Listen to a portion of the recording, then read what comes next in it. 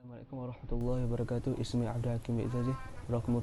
رقم الطلاب صفر ستة صفر تسعة ثلاثة ثمانية. InsyaAllah hari ini saya akan mengutarakan mengenai tajuk A'radu Tashbih. Apa yang ma'ruf yang kita tahu, A'radu Tashbih ini mempunyai beberapa bahagian. Dia terbahagi kepada beberapa bahagian, iaitu yang pertama imkanu wujudu musyabbah. Yang kedua bayanu hal musyabbah. Yang ketiga bayanu miqdaru hal. Yang keempat takiru hal musyabbah. Yang kelima tazyiru al musyabbah. Yang kelima, yang keenam takbihu al musyabbah. Dan yang seterusnya iaitu tujuan tasbih ditujukan kepada musyabbah. InsyaAllah saya akan mengutarakan part yang pertama, iaitu imkaniyah wujudu musyabbah, yakni kebolehan wujud musyabbah. Wujud musyabbah ni bermaksud apa itu? Iaitu sesuatu yang sangat aneh yang disandarkan kepada musyabbah. Ingat, yang disandarkan kepada musyabbah, dan keanehan itu tidak boleh dihilangkan daripada pemikiran seseorang, melainkan diukatkan dalam bentuk perbandingan dengan perkara lain.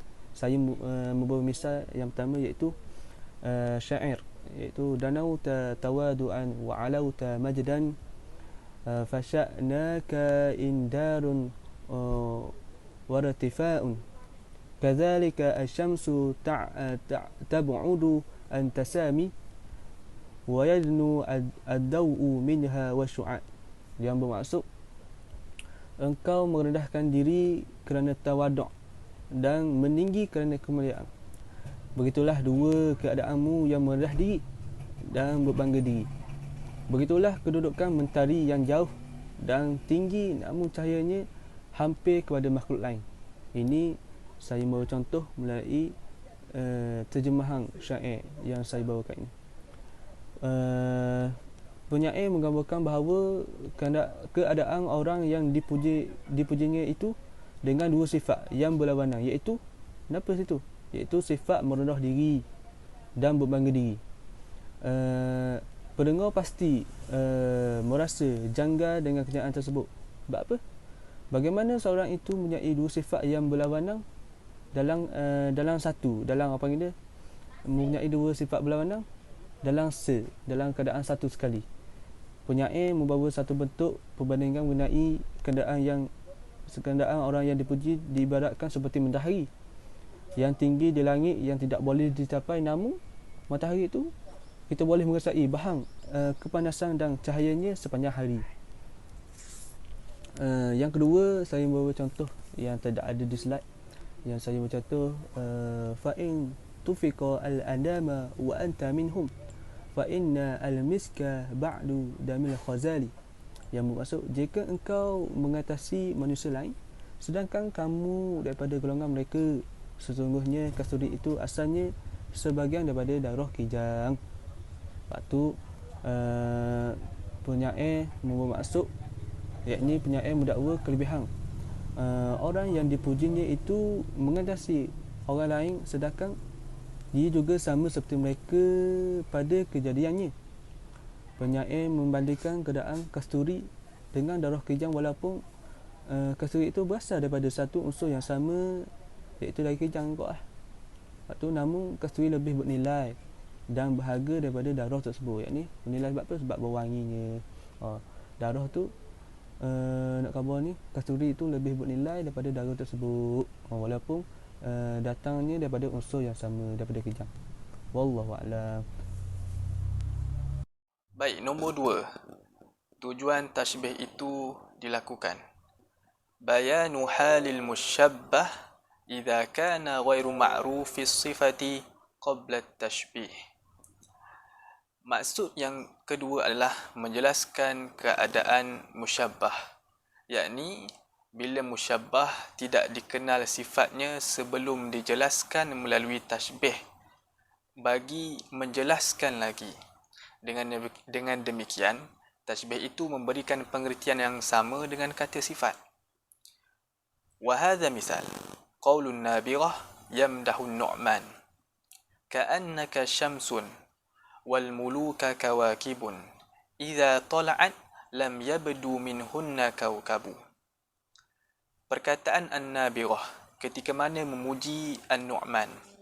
Maksud daripada perkataan ini ataupun syair ini adalah seakan-akan engkau adalah matahari, sedangkan raja-raja lain adalah bintang-bintangnya.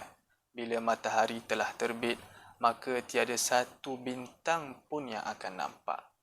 وَالنَّابِغَةُ يُشَبِّحُ مَمْدُوحَهُ بِالشَّمْسِ. Apa yang kita boleh fahami daripada syair ini adalah An-Nabirah, seorang penyair, mengumpamakan seseorang yang ingin diumpamakan itu seperti matahari. Sedangkan selain daripadanya, orang yang istimewa itu hanyalah seperti umpama bintang-bintang. Contoh yang kedua pula adalah Al-ghadabu kan-nari ta'kulu ghairaha aw nafsaha. Marah itu seperti api yang memakan selainnya ataupun dirinya sendiri. Kemarahan diumpamakan seperti api, yang mana kalau seseorang yang marah itu bukan sahaja akan mencelakakan diri dia, yang akan membinasakan diri dia, bahkan tetapi dia akan menyakiti ataupun mencelakakan orang lain. Oleh kerana itu, kemarahan diumpamakan seperti api yang merebak bukan sahaja atas dirinya, tetapi apa sahaja yang berada berdekatan dengannya. Tujuan yang ketiga, mengapa tasbih itu ada, ataupun tujuan mengapa tasbih itu diperkatakan, iaitu adalah bayanu miqdari halil musyabbah, menjelaskan kadar keadaan musyabbah fil quwwati wad dha'fi waz ziyadati wan nuqsani idza kana ma'rufus sifati, yakni bila musyabbah sudah diketahui keadaan secara global, lalu tasbih didatangkan untuk menjelaskan lagi perincian tentang keadaan itu, sama ada ada sudut kekuatan, kelemahan, ada tambahan ataupun ada kekurangan. Wa hadzal misal, contohnya adalah qaulul mutanabbi fi wasfi asad. Berkata al-mutanabbi ketika mana menyifatkan tentang singa, seekor singa. Ma qubilat aynahu illa zunnata tahta ad-duja narul fariqil hulula.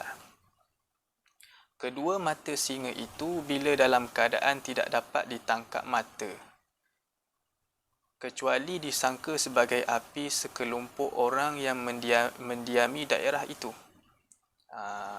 Daripada syair ini, Al-Mutanabbi ingin memperincikan tentang kadar mata seekor singa.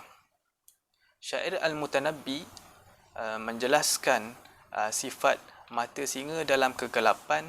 Ia nampak merah menyala, hingga orang melihatnya dari kejauhan akan menyangka sebagai api yang dinyalakan oleh sekelompok orang yang tengah bermukim.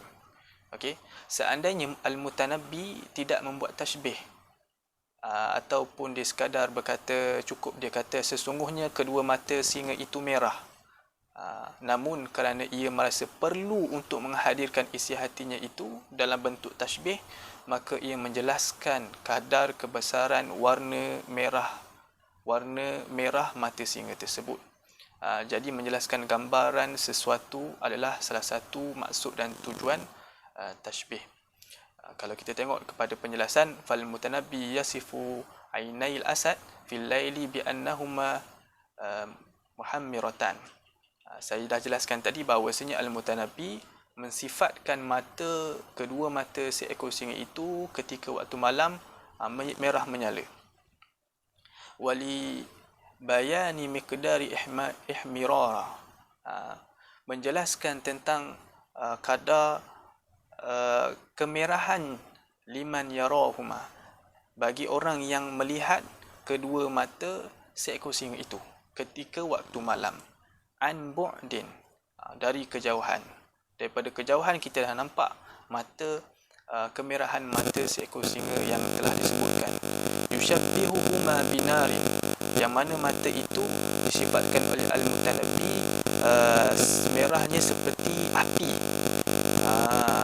Sampaikan orang-orang menyangka daripada kejauhan, hululil muqimin, orang-orang yang datang untuk bermukim.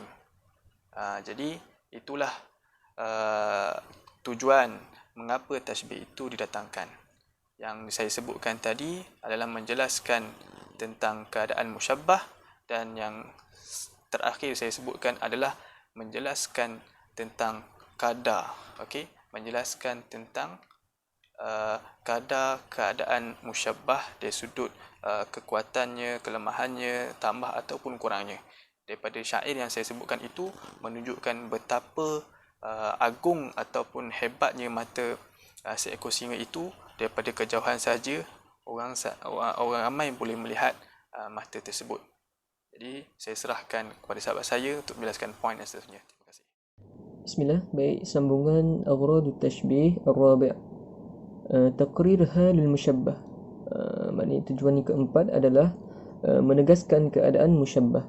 Tathbitu halahu fi nafsi as-sami' wa tuqawwih sya'nuhu ladayh wa yakthuru fi tashbih al-umur al-ma'nawiyyah bi ukhra tadruku bil hissi. Di sini ditegaskan pada jiwa pendengar dan menguatkan hal keadaan tashbih itu sendiri, dan kebanyakan tashbih itu adalah merupakan perkara-perkara maknawi yang boleh diketahui melalui panca indera.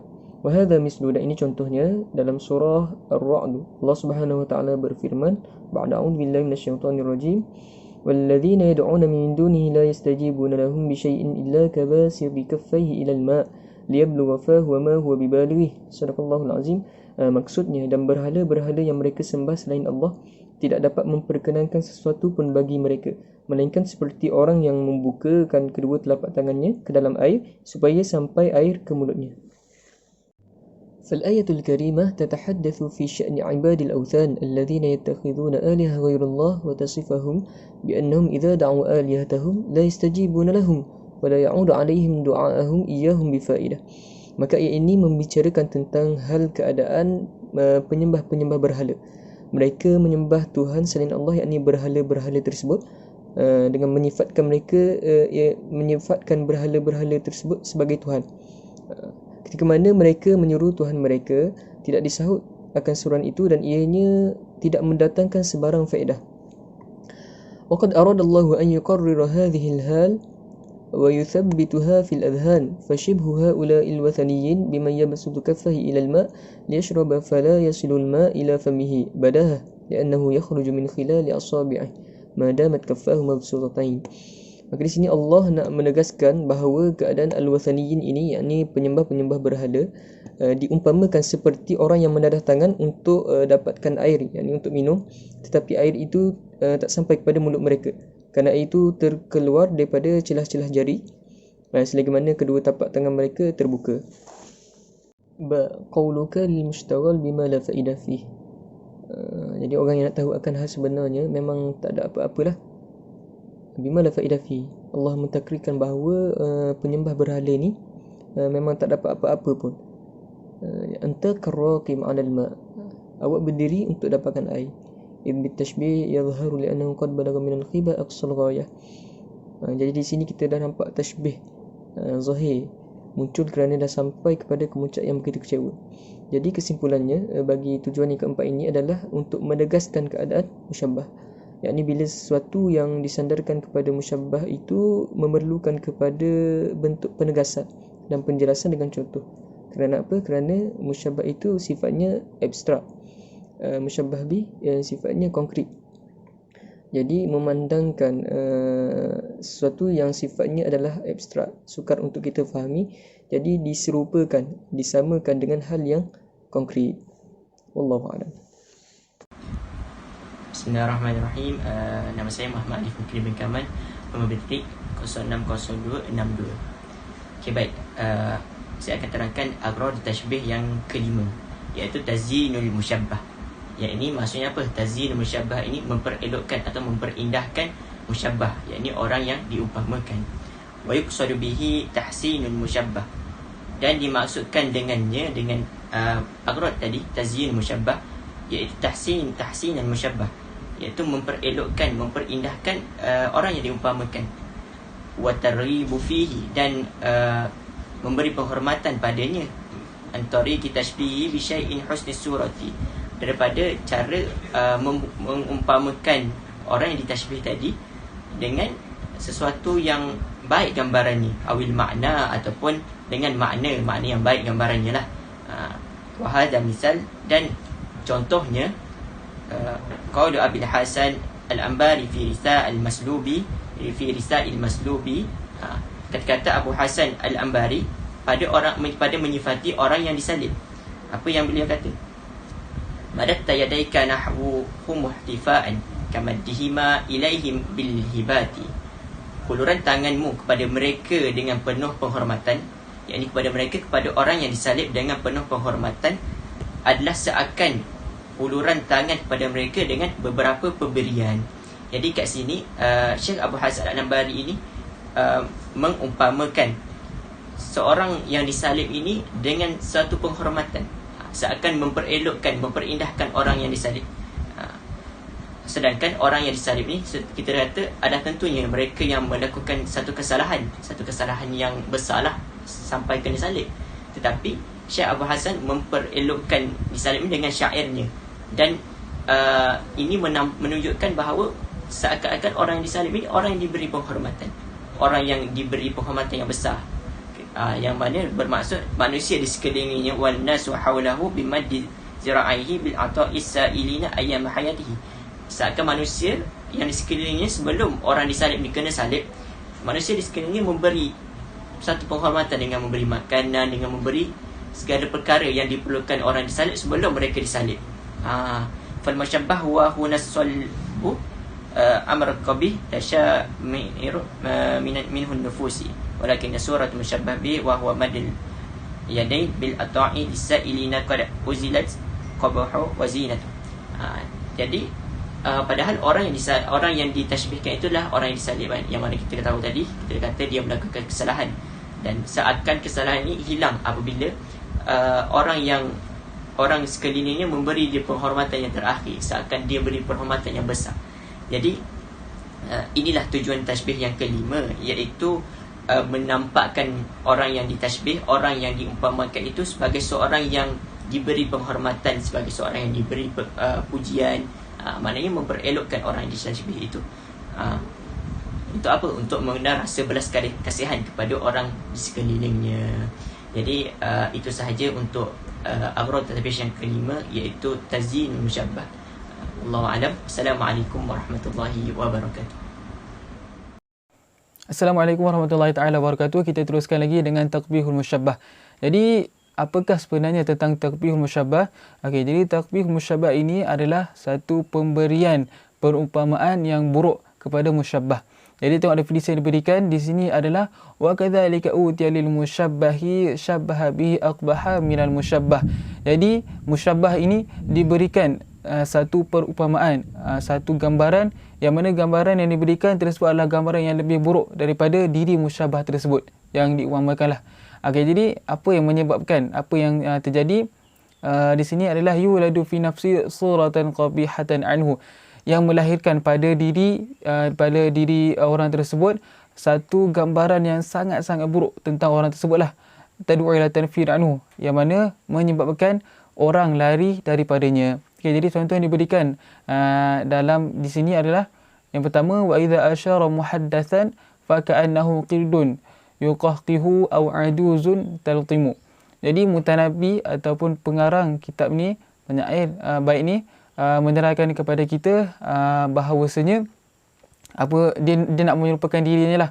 Bila dia nak berbicara, maka dia akan menjadi seperti seekor monyet yang sedang ketawa, ataupun orang tua yang hendak menampar. Itulah lebih kurang maksudnya. Jadi di sini menunjukkan bahawasanya dua jenis perumpamaan yang diberikan ialah perumpamaan yang kalau kita tengok orang tersebut, kalau kita tengok benda tersebut atau orang tersebut, kalau kita tengok monyet yang sedang ketawa, menyebabkan kita semacam tak suka pada monyet tersebut dan kita nak lari pada monyet tersebut, tak nak dekat lah, sebab kita tahu monyet ni benda yang satu benda yang buruk, satu benda yang kita tak nak dekat. Okey. Dan yang kedua, kepada orang tua, ya, macam orang tua kita tengok orang yang tua yang nak menampar ni, mungkin ada pada dia wajahnya satu benda yang buruk, jadi kita tak nak dekat dengan orang tersebut. Itu begitulah. Okey, contoh dua yang kita berikan adalah qaul a'rabiyyun fi dhammi imra'atihi, iaitu kata-kata seorang Arab ketika mana dia nak menyatakan benda yang buruk lah tentang isterinya. Baiknya wataftahu law kanat faman law ra'aitahu tawahhamtahu baban minan nari yuftahu. Jadi orang Arab ni sebenarnya menceritakan tentang keadaan isterinya yang sedang sakit. Jadi bila kita tahulah keadaan orang yang sedang sakit dan marah, tengok muka dia macam mana.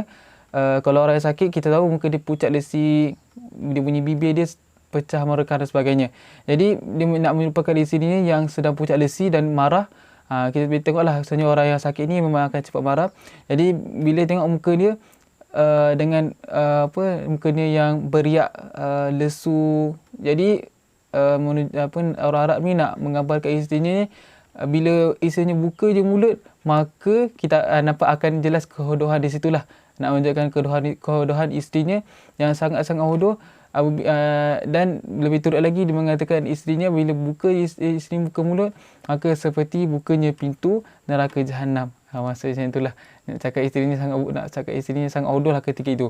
Ataupun sangat yang memangnya kehodohan tersebut bukan kehodohan yang biasa, kehodohan yang menyebabkan orang lari daripada benda tersebut. Jadi kesimpulan yang kita dapat dalam topik ini adalah bahawasanya perumpamaan yang diberikan kepada orang yang hendak diumpamakan tersebut, dia berikan perumpamaan yang sangat melampau, perumpamaan yang sangat jelas buruk kepada orang yang diumpamakan. Okey, itu saja. Terima kasih. Assalamualaikum warahmatullahi wabarakatuh. Okay, jadi yang seterusnya iaitu poin yang ketujuh, iaitu dia mengenai musyabbah bih, yang di mana kebiasaannya musyabbah bih ini lebih sempurna daripada musyabbah. Contohnya yang kita boleh tengok pada bait syair ini iaitu wabada as-sabahu ka'anna ghurratahu wajhul khalifati hina yumtadahu. Maksudnya, dan telah nampak pada waktu pagi seolah-olah cahayanya bagaikan wajah Khalifah Al-Ma'mun bin Harun Ar-Rashid saat ia dipuji. Jadi di sini syair ini dia nak bagi tahu bahawa wajah khalifah tersebut lebih terang daripada cahaya pagi ketika dipuji. Sedangkan sepatutnya sebaliknya, sedangkan cahaya pagi itu sudah tentulah lebih terang daripada wajah khalifah tersebut. Jadi kerana pada asal lafaz ghurratahu itu sebagai musyabbah bih dan lafaz wajhul khalifah sebagai musyabbah, yang mana kerana secara asalnya macam saya cakap tadi, secara asalnya cahaya waktu pagi itu lebih terang daripada wajah khalifah, tetapi dia dibalikkan seolah-olah wajah khalifah tersebut lebih terang daripada cahaya waktu pagi. Jadi tashbih semacam ini ianya disebut iaitu tashbih maqlub. Okey, jadi itu saja daripada saya. Assalamualaikum warahmatullahi wabarakatuh.